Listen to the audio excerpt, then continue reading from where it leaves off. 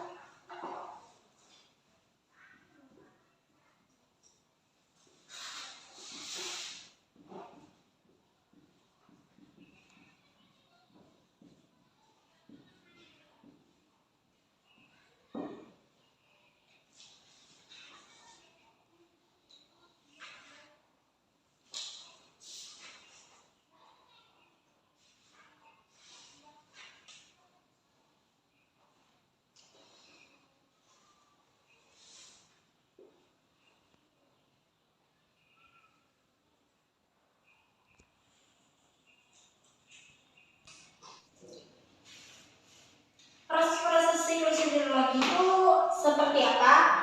Yang mana dia itu ada pemanasan sinar matahari ini.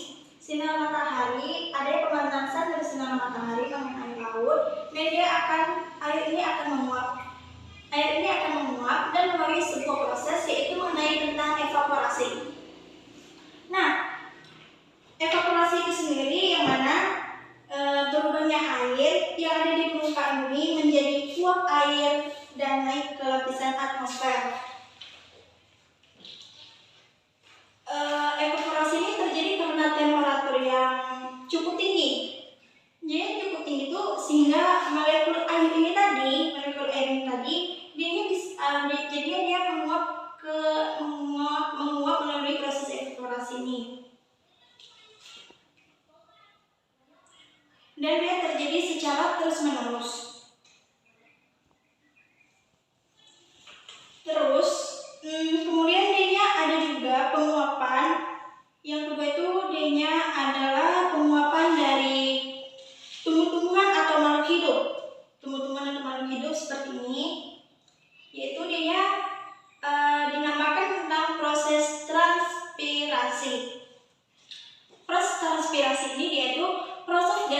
sebuah tumbuh-tumbuhan, makhluk hidup. Ya, terjadinya itu di faktor itu karena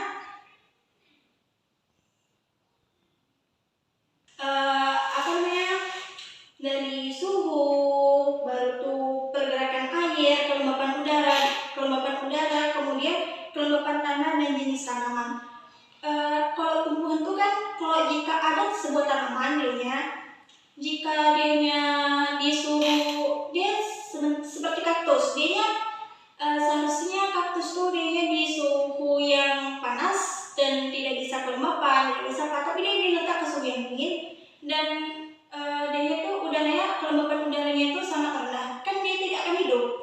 Jadi dia harus melihat dari suhu, dari kelembapan udara dan sebagainya.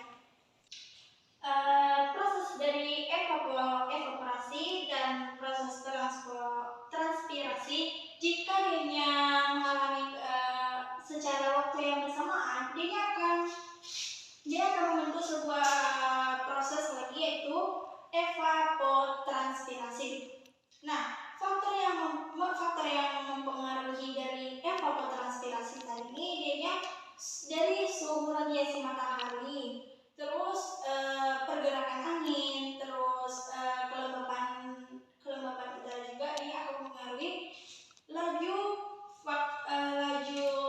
dari proses evapotranspirasi tadi. Nah, selain evapotranspirasi tadi ini, ada juga penguapan pada gunung es. Pada gunung yang dinamakan sublimasi. Tahu ada sublimasi? Enggak, Bu. Nah, jika tidak ada yang tahu, Ibu akan menjelaskan. Dia itu, penguapan ini terjadi di kutub atau di puncak gunung, di mana adanya proses perubahan es menjadi uap air tanpa mengalami fase cair terlebih dahulu. Jadi dia tadi kan udah mengalami transpirasi tadi itu, dia akan menuju ke gunung. Jadinya dia menguap, dia akan menjadi es, tapi dia nggak langsung tidak langsung menjadi air langsung, dia menjadi es terlebih dahulu. Lihat kan ini gambar ini. Jadinya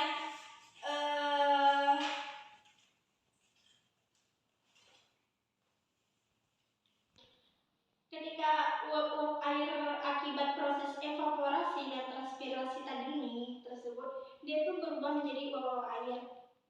Maka dia pada suatu ketinggian, maka uap air itu akan mengalami kondensasi. Dia itu berarti sebelum dia mencair, es tadi ini di gunung tadi ini, dia itu sebelum mencair, dia terus memasuki proses selanjutnya, yaitu mengenai proses kondensasi. Proses kondensasi itu dipengaruhi oleh suhu udara pada ketinggian tertentu. Partikel-partikel air kemudian akan saling berdekatan dan akhirnya membentuk yang namanya awan. Terjadi transpirasi, kemudian dia naik ke atas sampai ketinggian tertentu, akan mengalami proses kondensasi atau pengembunan uap air itu menjadi titik-titik yang sangat kecil, kemudian bersatu itu membentuk awan. Jadinya kondensasi ini sendiri itu dianya akan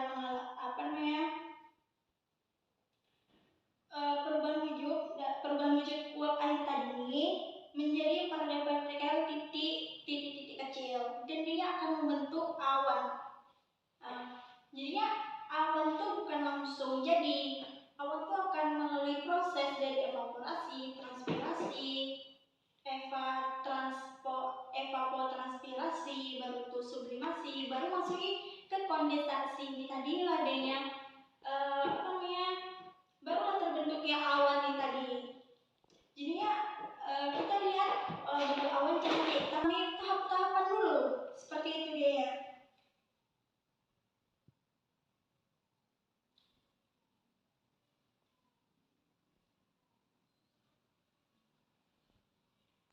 Nah, jadi kan setelah awan itu terbentuk, jadi dia ada angin. Angin ini tentunya pasti apakah ada pernah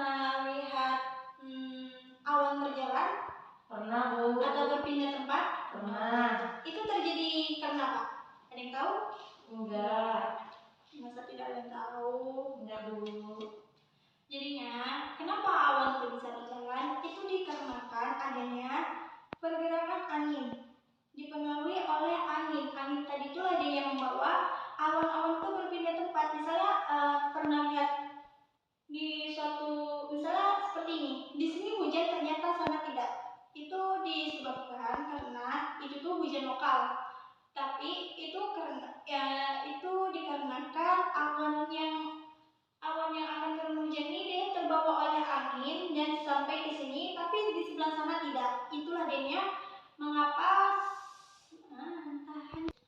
jadinya dia bergerak, dia itu dikarenakan angin, dia itu akan awan tadi itu akan menuju ke daratan karena adanya angin tadi ini.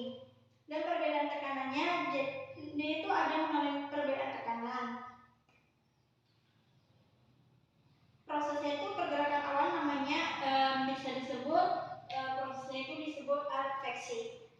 Adveksi ini kemudian pada suatu saat ketika awan-awan itu sudah berkumpul mencapai titik jenuhnya, maka akan terjadinya yang namanya presipitasi.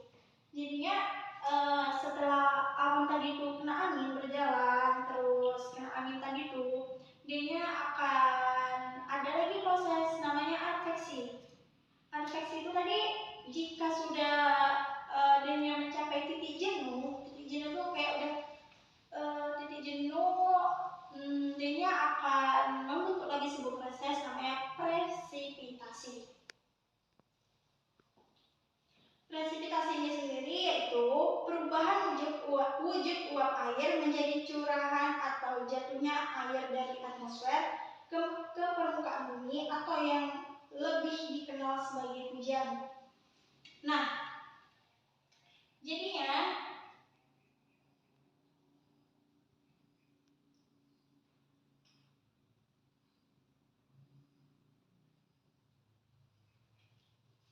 ini kelihatan kan ada kondensasi, baru tuh ada presipitasi tadi ini, yang pembahasannya tadi ini, jadi itu akan uap air yang tadi yang dibawa oleh adveksi tadi dia menuju titik jenuh dan mengalami presipitasi. Jadinya dia presipitasi inilah dia yang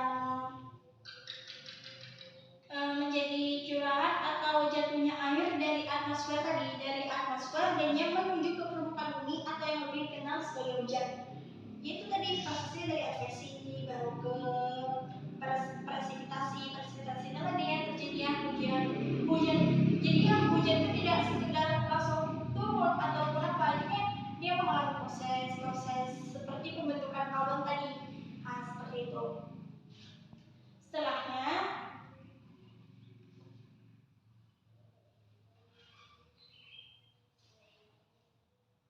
jika di daratan maka awan ini akan menghasilkan curahan berupa air hujan. Kalau dia di daratan seperti ini, seperti kita nih, dia akan jatuhnya air hujan. Tetapi jika di pegunungan, ini tuh akan jatuhnya air es tadi, jadi glaser ataupun salju es itu. Karena disebabkan oleh suhu udara di pegunungan tadi itu, makanya dia jatuhnya air hujan salju ataupun apa, melihat dari suhu tadi itu.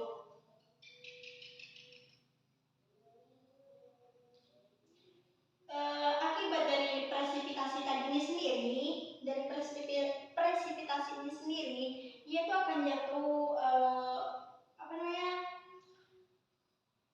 sebagian hujan yang jatuh di permukaan bumi tadi itu, dia akan mengalami infiltrasi. Infiltrasi itu sendiri adalah proses masuknya butiran air hujan yang jatuh ke permukaan bumi. Jadi kan dia hujan, turunnya hujan ini tadi, dia jatuh ke bumi dan dia masuk ke dalam tanah seperti itu. Seperti tanah, baru tuh dia melalui pori-pori tanah tadi. Tanah itu kan dia memiliki pori-pori ya. Memiliki pori-pori. Nah,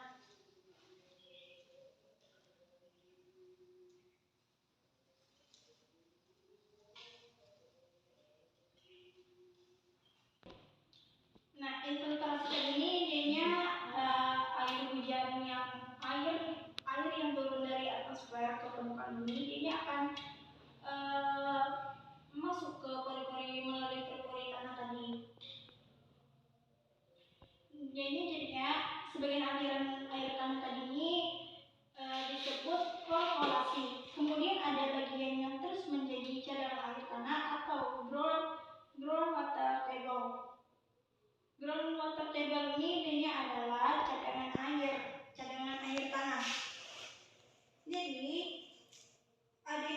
si hujan turun, dia akan berubah karena menyusup ke dalam tanah, tapi ada sebagian lagi yang mengalir sebagian aliran permukaan atau yang disebut runoff.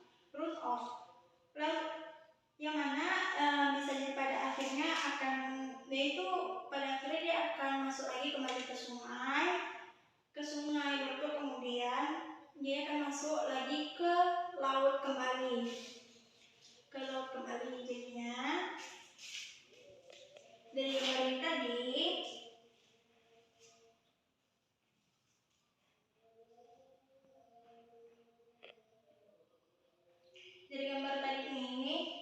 infiltrasi itu akan turun ke permukaan ini, airnya tadi itu akan turun, D-nya akan ada cadangan air dinamakan runoff. Runoff itu D-nya adalah air tanah.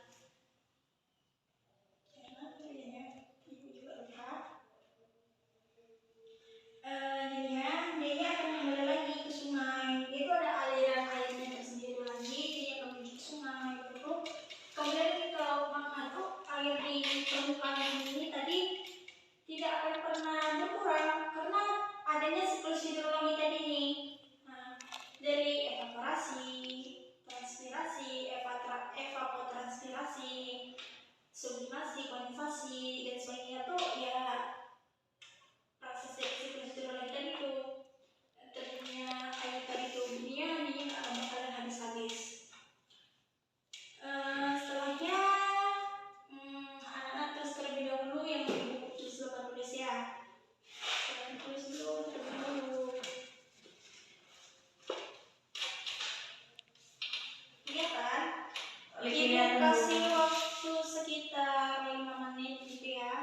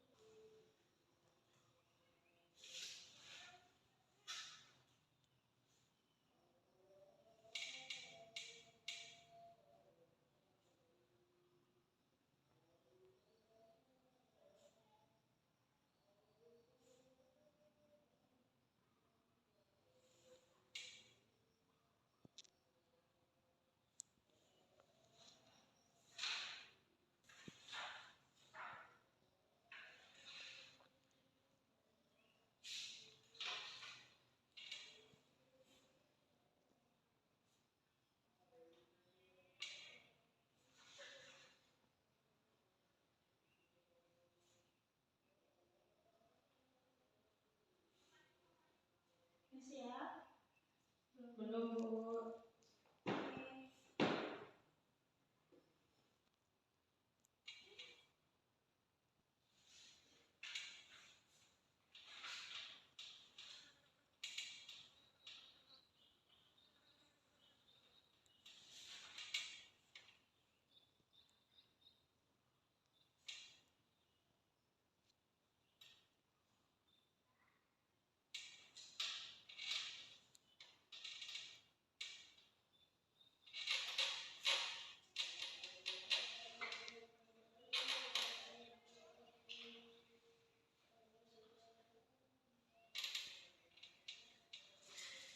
Udah, Bu. Sudah semuanya? Udah, Bu. Oke, kita lanjut ya. Kalau yang bagus tidak apa ya? Kalau yang bagus Iya, Bu. Oke.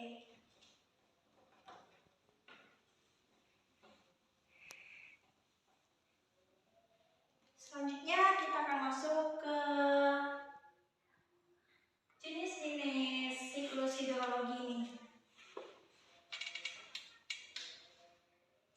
Ini siklus apa? Jenis-jenis siklus hidrologi. Jenis-jenisnya adanya tuh ada siklus hidrologi pendek yang pertama.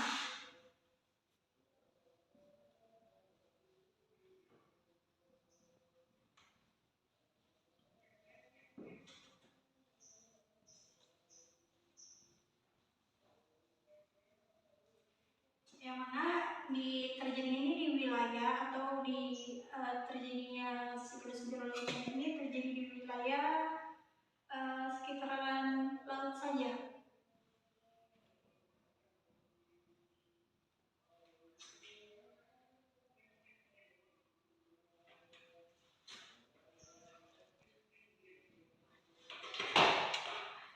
Yang kedua, siklus hidrologi sedang.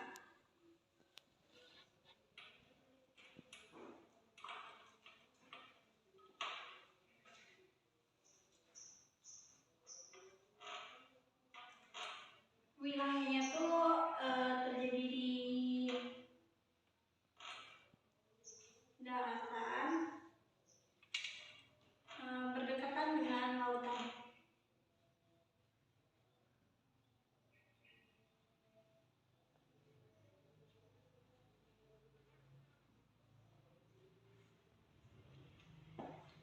Yang ketiga yaitu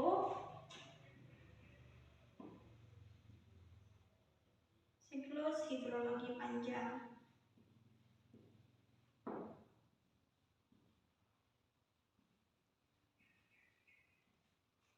Ini siklus hidrologi panjang ini dirinya kira-kira terjadi di mana? Ada yang tahu? Enggak. Terjadi di wilayah pegunungan.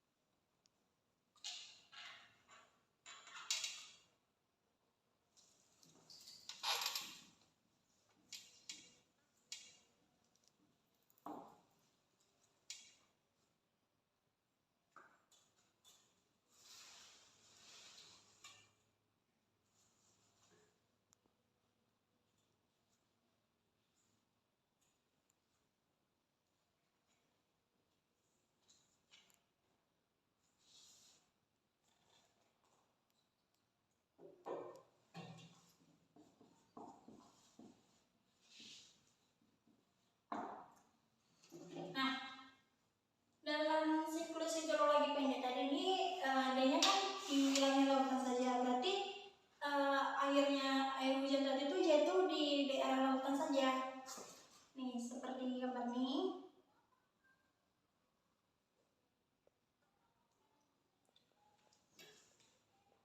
Seperti gambar ini kan lautan nih, ini laut nih kan.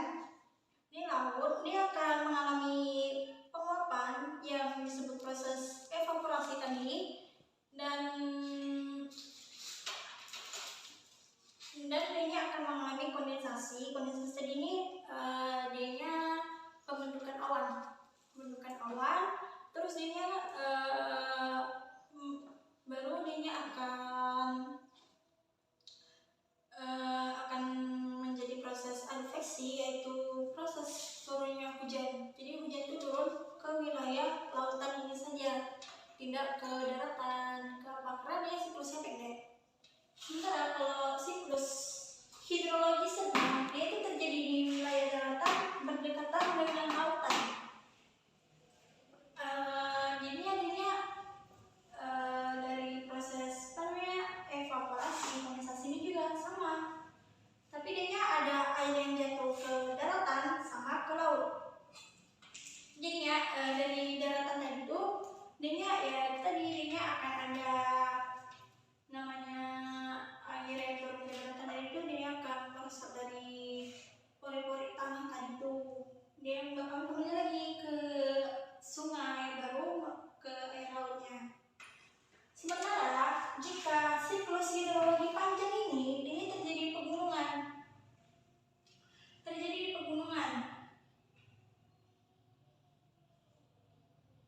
dia itu sama juga dengan ada evaporasi, kondensasi, baru itu adveksi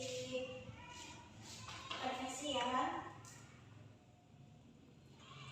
Tapi dia di sini bedanya ada sublimasinya.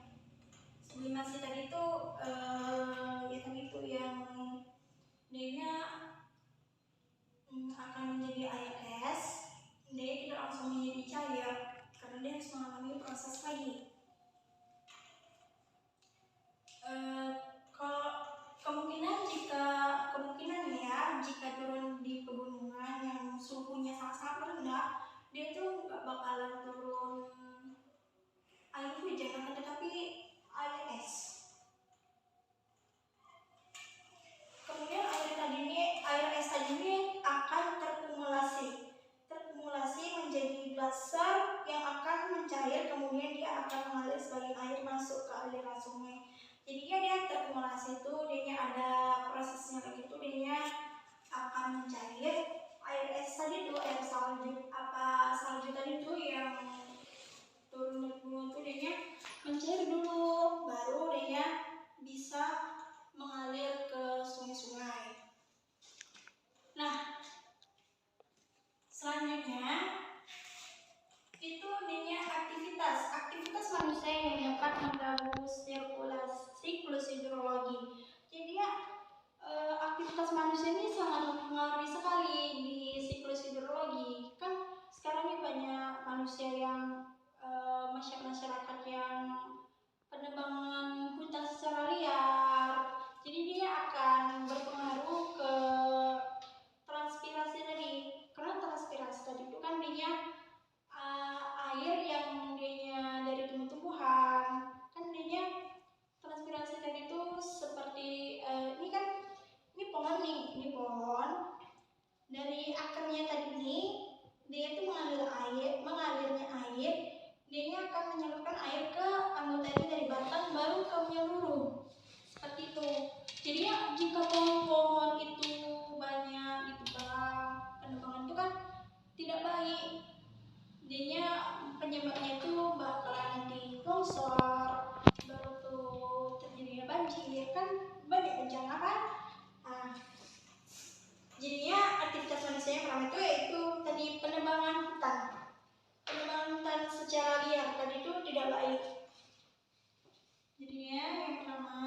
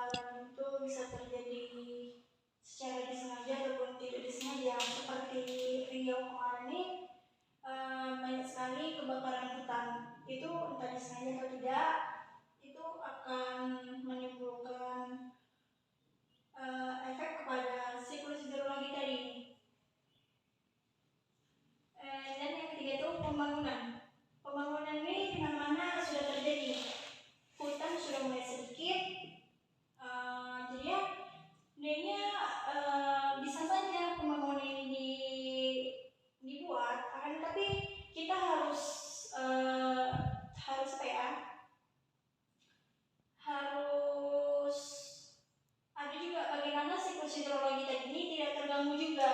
Bagaimana cara misalnya pembangunan di kota-kota itu tidak adalah sedikit pepohonan agar siklus hidrologi tadi ini tidak rusak. Dia bakalan jernih ataupun apanya. Terus oksigennya juga bersih. Jadi kan kalau di kota-kota besar seperti Jakarta tuh padannya luar biasa. Terus pengendara motor tuh sangat banyak. Jadi kan dia mempengaruhi di udara juga oksigen. Terus pencemaran udara ini dia dari industri pabrik, dari asap motor itu juga gitu kan kendaraan. Dia jika dari industri pabrik ini tadi jika dia udara tadi oksigennya tercemar dari asap-asap tadi ini, dari industri tadi ini, dia bakalan meningkatkan curah hujan yang sangat tinggi. Terus tidak ada pepohonan untuk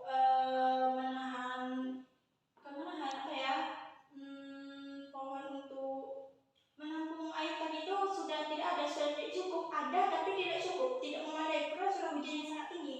Dia akan menyebabkan banjir. Nah, yang terakhir itu pencemaran air. Pencemaran air ini banyak terjadi di mana-mana, sehingga dia akan merusak siklus hidrologi tadi ini. Mengerti anak? Mengerti, Bu. Dicatat sebentar ya, Ibu tunggu sekitar 5 menit cukup untuk menulis? Cukup. Oke. Silakan ditulis lebih dahulu ya.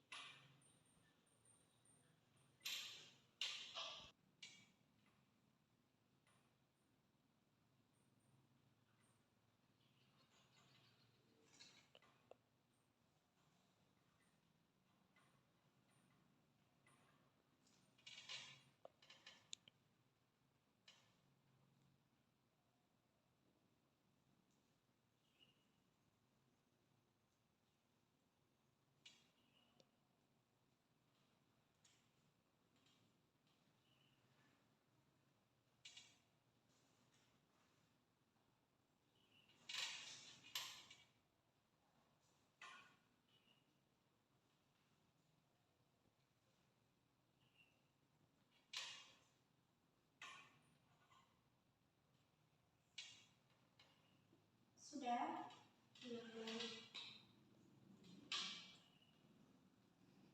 Bisa anak? Sudah, Bu. Oke. Ibu lebih dulu ya.